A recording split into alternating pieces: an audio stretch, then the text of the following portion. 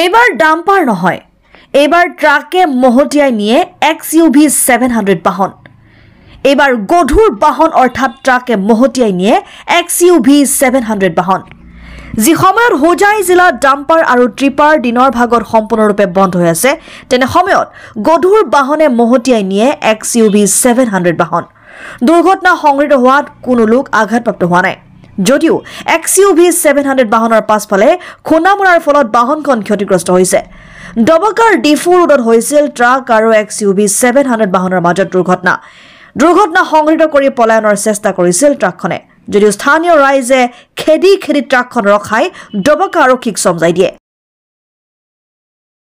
মানে এই চিমেণ্টৰ গাড়ী এখন আহি আছে, ইয়াৰ পৰা নগাঁৱৰ পৰা আহি আছে, তাতে XUV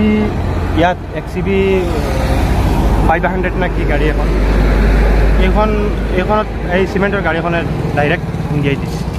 স্পীডত আছিল, বহুত স্পীডত আছিল এই চিমেণ্টৰ গাড়ীখন। ট্ৰাক হয়, চিমেণ্ট ভৰ্তি গাড়ীখন। মানুহৰ কিবা ক্ষতিগ্ৰস্ত নাই, মানুহৰ একো হোৱা নাই। গাড়ীৰ ক্ষতিগ্ৰস্ত হৈছে, গাড়ী একদম পুৰা ডেমেজ কৰি দিছে এই ট্ৰাকখনে। গাড়ী স্পীডত আছিলে, সিহঁতে ব্ৰেক মাৰাই নাই, মানে ইমান স্পীডত আহিছিলে, ওচৰত মানুহ থাকিলে সিহঁতে মাৰি পেলাব, এনেকুৱা স্পীডত আহিছে, খেদি পেলাই ইয়াত ধৰিছে, দলং পাৰ হৈ ধৰিছে। এক্সিডেণ্টটো ক'ত হৈছিলে? কৈছোঁ ডিফু বাইপাছ।